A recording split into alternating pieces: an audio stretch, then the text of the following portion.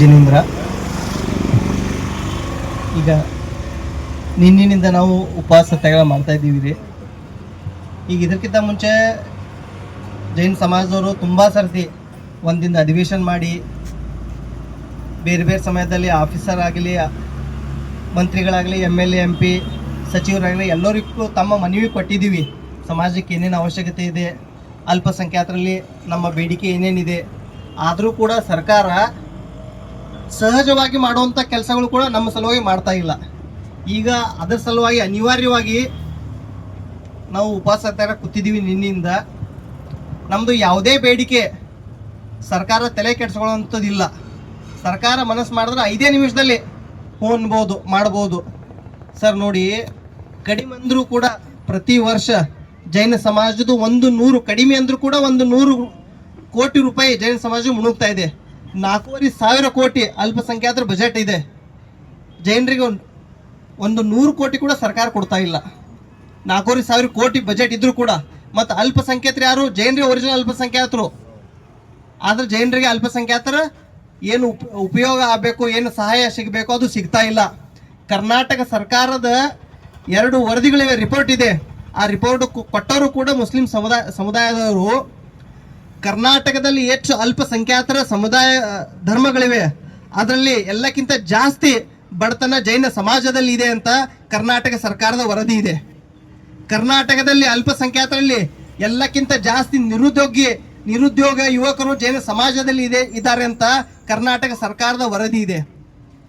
ಎಲ್ಲ ಅಲ್ಪಸಂಖ್ಯಾತರಲ್ಲಿ ಎಲ್ಲಕ್ಕಿಂತ ಜಾಸ್ತಿ ವಿಧವೆಯರು ಜೈನ ಸಮಾಜದಲ್ಲಿ ಇದ್ದಾರಂತ ಕರ್ನಾಟಕ ಸರ್ಕಾರದ ವರದಿ ಇದೆ.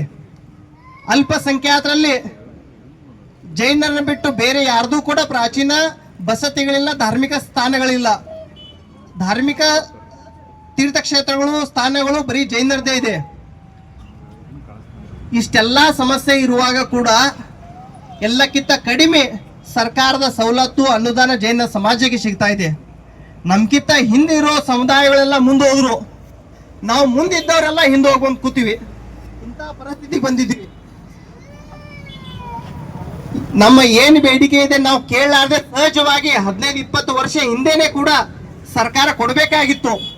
ಸರ್ಕಾರ ಕೂಡ ಜೈನ ಸಮಾಜದ ಬಗ್ಗೆ ಪ್ರಾಮಾಣಿಕವಾಗಿಲ್ಲ. ಜೈನ ಸಮಾಜವನ್ನ ಮುಗಿಸ್ಬೇಕಂತಾನೆ ಕೆಲಸ ಮಾಡ್ತಾರೋ ಹಾಗೆ ಸರ್ಕಾರ ಕೆಲಸ ಮಾಡ್ತಾ ಇದೆ. ನಾವು ನಮ್ಗೆ ಈ ತರ ಪರಿಸ್ಥಿತಿನೇ ಬರಬಾರ್ದಾಗಿತ್ತು. ಬಡತನ ಹೆಚ್ಚಿದೆ, ನಿರುದ್ಯೋಗ ಹೆಚ್ಚಿದೆ, ಎಲ್ಲ ಪ್ರಾಚೀನ ಬಸ್ತಿಗಳ ಮೇಲೆ ಅತಿಕ್ರಮಣ ಇದೆ.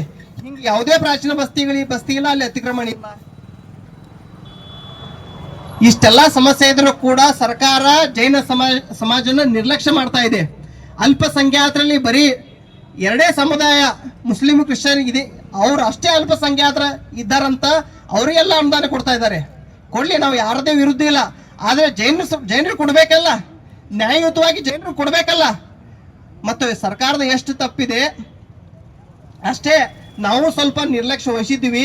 ಆದರೆ ನಾವು ಈ ಸಾರಿ ಗಟ್ಟಿಯಾಗಿ ಸರ್ಕಾರ ಮುಂದೆ ನಿಲ್ಲೋಣ. ಇಡೀ ಸಮಾಜ ಗಟ್ಟಿಯಾಗಿ ಸರ್ಕಾರ ಮುಂದೆ ನಿಂತರೆ 100% ಸರ್ಕಾರ ನಮ್ಮ ಕೆಲಸ ಮಾಡೇ ಮಾಡುತ್ತೆ. ಮತ್ತು ಎಲ್ಲಿವರೆಗೂ ಸರ್ಕಾರ ನಮ್ಮ ಬೇಡಿಕೆ ಈಡೇರಿಸೋದಿಲ್ಲ ಅಲ್ಲಿವರೆಗೂ ಕೂಡ ನಮ್ಮ ಉಪವಾಸ ಸತ್ಯಾಗ್ರಹ ನಾವು ಮುಗಿಸೋದಿಲ್ಲ, ಯಾವುದೇ ಕಾರಣಕ್ಕೂ ಮುಗಿಸೋದಿಲ್ಲ. ಈಗ ನಮ್ಮ ಹತ್ರ ಬೇರೆ ಉಪಾಯನೇ ಇಲ್ಲ. ಸರ್ ನೋಡಿ, ಜೈನರು ಎಲ್ಲ ಕಡೆ, ದೇಶದಂತೆ ಎಲ್ಲ ಕಡೆ ಜೈನರು ಮುಗಿದು ಹೋಗಿದ್ದಾರೆ. ಉಳಿದಿದ್ದಾರೆ ಅಂದ್ರೆ ಬೆಳಗಾಂದಲ್ಲಿ ಅಷ್ಟೇ ಉಳಿದಿದ್ದಾರೆ. ಬೆಳಗಾಂ ಡಿಸ್ಟ್ರಿಕ್ಟಲ್ಲಿ ಎಷ್ಟು ಜೈನರು ಇದ್ದಾರೆ ಅಲ್ಲಿ ಯಾವುದೇ ದೇಶದಲ್ಲಿ ಯಾವುದೇ ಮೂಲೆಯಲ್ಲಿ ಇಲ್ಲ. ಮತ್ತೆ ಜೈನರು ಒಂದಾದ್ರೆ ಯಾವುದೇ ಬೆಳಗಾಂ ಡಿಸ್ಟ್ರಿಕ್ಟ್ ಯಾವುದೇ ರಾಜಕೀಯ ವ್ಯಕ್ತಿಯಲ್ಲಿ ಇಷ್ಟು ತಾಕತ್ತಿಲ್ಲ, ಇಷ್ಟು ಶಕ್ತಿ ಇಲ್ಲ ಜೈನರು ಮೀರು ಹೋಗೋಕೆ. ಆದ್ರೆ ಜೈನರು ಒಂದಾಗ್ತಾ ಇಲ್ಲ. ಜೈನರು ಒಂದಾಗಿ ನಿಂತು ನೋಡ್ರಿ, ಯಾವುದೇ ರಾಜಕೀಯ ವ್ಯಕ್ತಿ ಜೈನರ ಮಾತು ಮೀರಿ ರಾಜಕೀಯ ಮಾಡೋಕೆ ಸಾಧ್ಯನೇ ಇಲ್ಲ ಬೆಳಗಾಂ ಡಿಸ್ಟ್ರಿಕ್ಟ್ನಲ್ಲಿ. ಆದ್ರೂ ಕೂಡ ಜೈನರು ಒಂದಾಗ್ತಾ ಇಲ್ಲ. ಜೈನರ ಮೇಲೆ ಎಲ್ಲಾ ಪ್ರಕಾರದ ಅನ್ಯಾಯ ಆಗ್ತಾ ಇದೆ. ನೋಡಿ, ಜೈನರು ರಾಜಕೀಯವಾಗಿ ಮುಗಿದು ಹೋಗಿದ್ದೀವಿ. ರಾಜಕೀಯ ಅಸ್ತಿತ್ವ ಜೈನರು ಉಳಿದಿಲ್ಲ. ಸಾಮಾಜಿಕವಾಗಿ ಮೊದಲಂತೆ ಜೈನರದ್ದು ಸಮಾಜದಲ್ಲಿ ವರ್ಚಸ್ವ ಉಳಿದಿಲ್ಲ. ಆರ್ಥಿಕವಾಗಿ ಕೂಡ ನಾವು ಕಮ್ಜೋರ್ ಆಗಿದ್ದೀವಿ, ಧಾರ್ಮಿಕವಾಗಿ ಕೂಡ ನಾವು ಕಮ್ಜೋರ್ ಆಗಿದ್ದೀವಿ. ಈಗ ಏನು ಒಂದು ಪೇಷಂಟ್ಗೆ ಹಾಸ್ಪಿಟಲ್ ವೆಂಟಿಲೇಟರ್ ಮೇಲೆ ಇಡ್ತಾರೆ ನೋಡಿ, ಹಂಗ ಸಮಾಜ ಬಂದು ಕೂತೀವಿ ವೆಂಟಿಲೇಟರ್ ಮೇಲೆ. ಈಗ ನಾವು ಏನಾದ್ರೂ ಕೈಕಾಲು ಬಡಿಲ್ಲ ಅಂದ್ರ ನಾವು ಮುಗಿದು ಹೋಗ್ತೀವಿ. ಆಲ್ರೆಡಿ ನಾವು ಮುಗಿದು ಹೋಗಿದ್ದೀವಿ. ಎಲ್ಲ ಪ್ರಕಾರದ ಎಲ್ಲ ಕಡೆಯಿಂದ ನಮ್ಮ ಧರ್ಮದ್ದು ನಾಶ ಆಗಿ ಹೋಗೈತಿ. ಅದಕ್ಕಂದು ಎಲ್ಲರೂ ಒಂದಾಗಿ ತಾವು ಸಮಾಜದ ಹಿರಿಯರಿದ್ರಿ, ತಾವು ಎಲ್ಲ ಹಳ್ಳಿಗಳಿಗೆ ತಿರ್ಸ್ರಿ, ಬಸ್ತಿ ಟ್ರಸ್ಟ್ಗಳಿಗೆ ಮಾತಾಡ್ರಿ, ಮಹಿಳಾ ಮಂಡಳಿಗೆ ಮಾತಾಡ್ರಿ, ಯುವ ಸಂಘಟನೆಗಳಿಗೆ ಮಾತಾಡ್ರಿ. ಸ್ವಲ್ಪ ಎಲ್ಲ ಜೋರಾಗಿ ನಿಂತ್ರೆ 100% ಜೈನ ಸಮಾಜದ ಎಲ್ಲ ಬೇಡಿಕೆಗಳು ಈಡೇರ್ತಾವ್ರಿ. ನೋಡ್ರಿ, ನಮ್ಮ ಬೇಡಿಕೆ ಏನು, 4,500 ಕೋಟಿ ರೂಪಾಯಿ ಅಲ್ಪಸಂಖ್ಯಾತರದ್ದು ಪ್ರತಿ ವರ್ಷ ಬಜೆಟ್ ಇದೆ. ನಾವೇನು ಕೇಳ್ತಾ ಇದ್ದೀವಿ, 400 ಕೋಟಿ 4,500 ಕೋಟಿ ಇದ್ದಾಗ 400 ಕೋಟಿ ಕೊಡೋದೇನು ದೊಡ್ಡ ವಿಷಯ ಏನು? ಸರ್ಕಾರ 100 ಕೋಟಿ ಕೂಡ ಕೊಡ್ತಾ ಇಲ್ಲ. ನಮ್ದು ಏನದ ಅಲ್ಪಸಂಖ್ಯಾತರ ನಿಗಮ ಮಾಡಿ ಮತ್ತು ಆ ನಿಗಮಕ್ಕೆ 400 ಕೋಟಿ ರೂಪಾಯಿ ಕೊಡ್ರಿ. ಏನೋ ದೊಡ್ಡ ವಿಷಯ ಏನಿಲ್ಲ. ನಮ್ದು ಎರಡನೇ ಬೇಡಿಕೆ ನೋಡಿ, ಹಳ್ಳಿಯಲ್ಲಿ ಮುಸ್ಲಿಮರಿಗಿಂತ ಕ್ರಿಶ್ಚಿಯನ್ಗಿಂತ ಜಾಸ್ತಿ ಬಡತನ ಇದೆ ಅಂತ ಸರ್ಕಾರ ಹೇಳಿದ್ದಾರೆ. ಹಳ್ಳಿ ಒಂದು ಯುವಕ ಸಿಟಿಗೆ ಬಂದು ಶಿಕ್ಷಣ ಪಡಿಬೇಕಾಯ್ತಂದ್ರೆ ಅವನಿಗೆ ರೂಮಿಗೆ ಮೇಸಿಗೆ 8,000 ರೂಪಾಯಿ ಬೇಕೇ ಬೇಕು. ಕರ್ನಾಟಕದಲ್ಲಿ 414 ಅಲ್ಪಸಂಖ್ಯಾತ ಹಾಸ್ಟೆಲ್ ಇದೆ, ವಸತಿ ವಿದ್ಯಾರ್ಥಿ ನಿಲಯಗಳಿವೆ. ನಾವೇನು ಕೇಳ್ತಾ ಇದ್ದೀವಿ, ಒಂದು 40 ಜೈನ ಸಮಾಜಕ್ಕೆ ಕೊಡಿ. ಯಾಕಂದ್ರೆ ಜೈನ ಸಮಾಜದ ಹುಡುಗರು ಪೂರ್ಣತಃ ಸಸ್ಯಾಹಾರಿ, ಅವರ ಸಂಸ್ಕಾರ ಸಂಸ್ಕೃತಿ ಅವ್ರದ್ದೆಲ್ಲ ಒಡನಾಟ ಬೇರೆ ಇದೆ, ಬೇರೆ ಅಲ್ಪಸಂಖ್ಯಾತರಿಗೆ ಹೋಲಿಸಿದ್ರೆ. ನಮ್ದು ಏನು ಎರಡನೇ ಬೇಡಿಕೆ, 414 ಹಾಸ್ಟೆಲ್ನಲ್ಲಿ ಒಂದು 40 ಹಾಸ್ಟೆಲ್ ಜೈನ ಸಮಾಜಕ್ಕೆ ಕೊಡಿ. ಇದರಲ್ಲಿ ಏನು ತಪ್ಪಿದೇನು? ನ್ಯಾಯಯುತವಾಗಿ ಬೇಡಿಕೆ ಇದೆ. ನಮ್ಮ ಮೂರನೇ ಬೇಡಿಕೆ, ಅಲ್ಪಸಂಖ್ಯಾತರಲ್ಲಿ ಎಷ್ಟು ಯೋಜನೆಗಳು, ಈ ಗಂಗಾ ಕಲ್ಯಾಣ ಇದೆ, ಚಿಕ್ಕೋಡಿಯಲ್ಲಿ ಗಂಗಾ ಕಲ್ಯಾಣದಲ್ಲಿ 100 ಜನಕ್ಕೆ ಬೋರ್ವೆಲ್ ಕೊಡಬೇಕು. ಸರ್ಕಾರ ನಿಯಮ ಮಾಡಿದ್ದಾರೆ, ಬರೀ 5 ಜೈನರಿಗೆ ಅಷ್ಟೇ ಕೊಡ್ಬೇಕಂತ. 100 ಬೋರ್ವೆಲ್ನಲ್ಲಿ 5 ಜೈನರಿಗೆ, 84 ಮುಸ್ಲಿಮರಿಗೆ, 10 ಕ್ರಿಶ್ಚಿಯನ್ರಿಗೆ, ಉಳಿದವರಿಗೆ. ಈ ಥರ ಇದು ಟೋಟಲಿ ತಪ್ಪು. ನಮ್ದೇನು ಬೇಡಿಕೆ ಇದೆ, 5 ಅಲ್ಲ 20 ಜೈನರಿಗೆ ಬೋರ್ವೆಲ್ ಕೊಡ್ಬೇಕು. ಅಂದ್ರೆ ಅಲ್ಪಸಂಖ್ಯಾತರು ಯಾವುದೇ ಯೋಜನೆಗಳಿರಲಿ ಅಲ್ಲಿ 20% ಜೈನರಿಗೆ ಸಹಾಯ ಸಿಗಬೇಕು ಅಲ್ಪಸಂಖ್ಯಾತರ ಯೋಜನೆಗಳದ್ದು. ಇದು ನಮ್ಮ ಬೇಡಿಕೆ. ಇದು ಕೂಡ ನ್ಯಾಯಯುತ ಬೇಡಿಕೆ ಇದೆ, ತಪ್ಪೇನಿಲ್ಲಲ್ಲ. 20% ನಮ್ದು ಏನು ಯೋಜನೆಗಳಲ್ಲಿ ಮೀಸಲಾತಿ 20% ಮಾಡಬೇಕು. ಅದು ಆದಮೇಲೆ ಅಲ್ಪಸಂಖ್ಯಾತರ ಅಭಿವೃದ್ಧಿ ನಿಗಮ ಇದೆ, ಇಲ್ಲಿವರೆಗೂ ಕೂಡ ಅಧ್ಯಕ್ಷ ಸ್ಥಾನ ಜೈನ ಸಮಾಜಕ್ಕೆ ಸಿಕ್ಕಿಲ್ಲ. ನೋಡಿ, ನಮ್ಮ ಜೈನರದ ನೇತಾಗಳ ಲೀಡರೇ ಮುಗಿಸ್ಬಿಟ್ರೆ ಸರ್ಕಾರ, ರಾಜಕೀಯ ಪಕ್ಷಗಳು ಜೈನರ ನೇತಾಗಳ ಲೀಡರ್ಶಿಪ್ ಖತ ಮಾಡಿ ತೆಗೆದಾರ. ಅಲ್ಪಸಂಖ್ಯಾತರ ಅಭಿವೃದ್ಧಿ ನಿಗಮದಲ್ಲಿ ಈಗ ನಿರ್ದೇಶಕರನ್ನಾಗಿ ಯಾರಿಗೂ ಕೂಡ ಆಯ್ಕೆ ಮಾಡಿಲ್ಲ, ನಿರ್ದೇಶಕರು ಕೂಡ ಯಾರೂ ಇಲ್ಲ, ಅಧ್ಯಕ್ಷ ಸ್ಥಾನ ಕೂಡ ಇಲ್ಲಿವರೆಗೂ ಜೈನ ಸಮಾಜಕ್ಕೆ ಸಿಕ್ಕಿಲ್ಲ. ನಮ್ಮದು ಬೇಡಿಕೆ ಏನು, ಎಷ್ಟು ಅಲ್ಪಸಂಖ್ಯಾತ ಸಮುದಾಯಗಳಿವೆ ಎಲ್ಲರಿಗೂ ಕೂಡ ಅಧ್ಯಕ್ಷ ಸ್ಥಾನ ಸಿಗಲಿ, ಜೈನ ಸಮಾಜಕ್ಕೂ ಕೂಡ ಅಧ್ಯಕ್ಷ ಸ್ಥಾನ ಸಿಗಲಿ. ಯಾಕಂದ್ರೆ ಇಲ್ಲಿವರು ಸಿಕ್ಕಿಲ್ಲ. ಮತ್ತು ಪ್ರತಿ ಸಲ ಏನು ನಿರ್ದೇಶಕರು ಆಯ್ಕೆ ಮಾಡ್ತೀರಿ, ಈ ಸಾರಿ ನೋಡಿ 7 ಜನ ಆಯ್ಕೆ ಮಾಡಿದ್ದಾರೆ ನಿರ್ದೇಶಕರನ್ನಾಗಿ. 4 ಮುಸ್ಲಿಮ 3 ಕ್ರಿಶ್ಚಿಯನ್, ಒಬ್ಬರಿಗೆ ಕೂಡ ಜೈನ ಸಮಾಜಕ್ಕೆ ಸ್ಥಾನ ಕೊಟ್ಟಿಲ್ಲ. ತಪ್ಪಿದೆಯಲ್ಲೋ? ನಮ್ಮ ಜನ ಯಾರಿಗೆ ಕೇಳಬೇಕು, ಯಾರಿಗೆ ಹೇಳಬೇಕು? ಸರ್ಕಾರದಲ್ಲಿ ನಮ್ಮ ವಿಷಯ ಇಡೋರು ಯಾರಾದ್ರೂ ಬೇಕಲ್ಲ ಒಬ್ರು. ಅದು ಆದ್ಮೇಲೆ ಅಲ್ಪಸಂಖ್ಯಾತರ ಆಯೋಗ ಇದೆ. ಜೈನ ಸಮಾಜ ಮೇಲೆ ಏನಾದರೂ ಅನ್ಯಾಯ ಆಯ್ತಂದ್ರೆ ಅದು ನ್ಯಾಯಾಲಯ ಥರ ವರ್ಕ್ ಮಾಡುತ್ತೆ, ಸಿವಿಲ್ ಕೋರ್ಟ್ಸ್ ಪವರ್ಸ್ ಇದೆ ಅದಕ್ಕೆ, ಅಲ್ಪಸಂಖ್ಯಾತರ ಆಯೋಗಕ್ಕೆ. ಅಲ್ಲಿಯೂ ಕೂಡ ಅಲ್ಪಸಂಖ್ಯಾತರ ಆಯೋಗದ ಅಧ್ಯಕ್ಷ ಸ್ಥಾನ ಒಂದು ಸಾರಿ ಕೂಡ ಜೈನ ಸಮಾಜ ಸಿಕ್ಕಿಲ್ಲ. ಪ್ರತಿ ಸರಿ ಒಂದೇ ಸಮುದಾಯದವರಿಗೆ ಅಧ್ಯಕ್ಷ ಸ್ಥಾನ ಕೊಡ್ತಿದ್ದಾರೆ, ನಿಗಮ ಆಗಲಿ ಆಯೋಗ ಆಗಲಿ. ನಮ್ದು ಏನು ಬೇಡಿಕೆ ಇದ್ರಿ, ಆಯೋಗದಲ್ಲಿ ಕೂಡ ಜೈನ ಸಮಾಜದ ವ್ಯಕ್ತಿನ ಅಧ್ಯಕ್ಷರನ್ನೇ ಕೊಡುವಂತ. ಇದನ್ನು ನ್ಯಾಯಯುತವಾಗಿದೆ ಬೇಡಿಕೆ, ಏನು ತಪ್ಪೇನಿಲ್ಲ. ಅದು ಆದಮೇಲೆ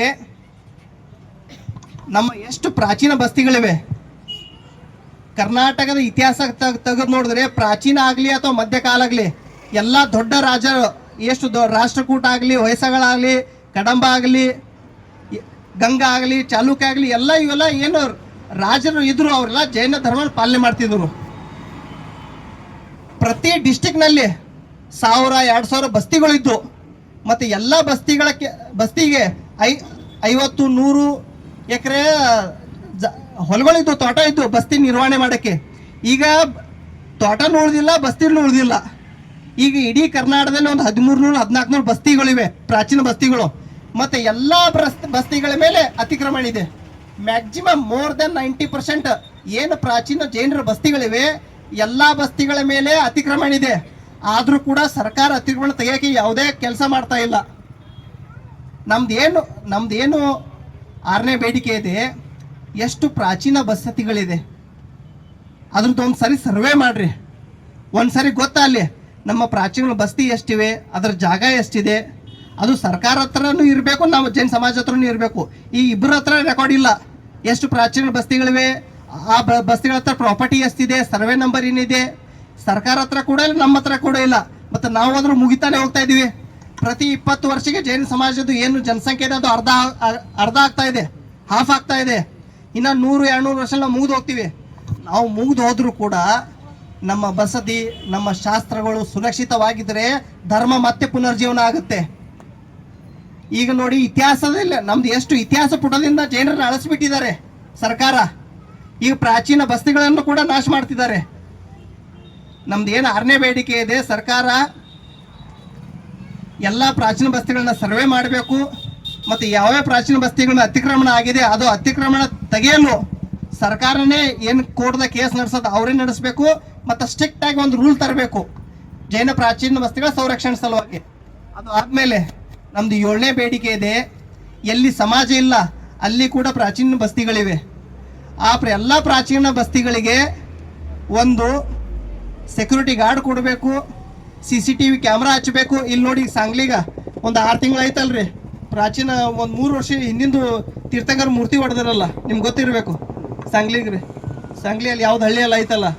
ಹಾಗಾಗಿ ಈ ಥರ ಎಲ್ಲ ಕಡೆ ನಡೀತಾ ಇದೆ, ಕಳ್ತನ ಆಗ್ತಾ ಇದೆ. ಪ್ರಾಚೀನ ಬಸ್ತಿ ತೀರ್ಥಂಕರ ಮೂರ್ತಿನ ಕಳ್ತನ ಮಾಡ್ತಿದ್ದಾರೆ, ಹೊಡಿತಿದ್ದಾರೆ. CCTV ಹಚ್ಚಬೇಕು ಪ್ರಾಚೀನ ಬಸ್ತಿಗಳಲ್ಲಿ, ಸೆಕ್ಯೂರಿಟಿ ಗಾರ್ಡನ್ನ ನೇಮಕಾತಿ ಮಾಡಬೇಕು. ಮತ್ತು ಏನು ಬೇಸಿಕ್ ಇನ್ಫ್ರಾಸ್ಟ್ರಕ್ಚರ್ ಇರುತ್ತೆ, ಕುಡಿಯೋ ನೀರಿಂದೆಲ್ಲ ವ್ಯವಸ್ಥೆ ಪ್ರಾಚೀನ ಬಸ್ತಿಗಳಿಗೆ ಮಾಡಬೇಕು. ನಮ್ದು ಎಲ್ಲ ಏನು ಬೇಡಿಕೆ ಇದೆ ಇದು ನ್ಯಾಯಸಂಗತವಾಗಿ ಕೂಡ ಇದೆ, ಬೇಸಿಕ್ ಇದೆ. ಮತ್ತು ಸರ್ಕಾರ ಎಲ್ಲಿವರೆಗೂ ನಮ್ಮ ಬೇಡಿಕೆ ಈಡೇರಿಸಲ್ಲ ಅಲ್ಲಿವರೆಗೂ ಉಪವಾಸ ಹೋರಾಟ ಮುಂದೆ ನಡೆಯುತ್ತೆ. ತಾವು ಸಮಾಜದ ಹಿರಿಯರು ಕೂಡ ಇದಕ್ಕೆ ಸಪೋರ್ಟ್ ಮಾಡಿ, ತಾವು ಕೂಡ ಎಲ್ಲರಿಗೆ ವಿಷಯ ತಿಳಿಸಿ, ಎಲ್ಲ ಊರಿನ ಜನರು ಬರುವಂಗೆ ನಾವೆಲ್ಲ ಪ್ರಯತ್ನ ಮಾಡೋಣ. ಮತ್ತು ಸರ್ಕಾರ ಕೂಡ ನಮ್ಮ ಬೇಡಿಕೆ ಈಡೇರೋವರೆಗೂ ಎಲ್ಲರೂ ಕೂಡಿ ಹೋರಾಟ ಮುಂದೆ ನಡೆಸೋಣ. ಎಲ್ಲರಿಗೂ ಜೈ ಜಿನೇಂದ್ರ. ಕುಯ್ದರು ಮಹೇಶಣ್ಣಗಳ ಅವ್ರ ಸತ್ಕಾರವನ್ನ, ಇದು ನಮ್ಮ ಬೋಧ ಗ್ರಾಮ ಸತ್ಕಾರ ಅಲ್ಲ, ಇದು ನಮ್ಮ ಚಿಕ್ಕೋಡಿ ತಾಲೂಕಾ ರೈತ ಸಂಘಟನಾ ಹಾಗೂ ಸ್ವಾಭಿಮಾನಿ ಚೇತಕ ರೈತ ಸಂಘಟನಾ ರಾಜು ಶೆಟ್ಟಿ ಸಾಹೇಬ್ರು ಇದು ಸತ್ಕಾರ ಅಂತೇಳಿ ಈ ಸತ್ಕಾರವನ್ನು ನಮ್ಮ ವಕೀಲ್ ಸಾಹೇಬ್ರು ಮಾಡ್ಬೇಕಂತೇಳಿ ವಿನಂತಿ ಮಾಡಿಕೊಳ್ತೀವಿ.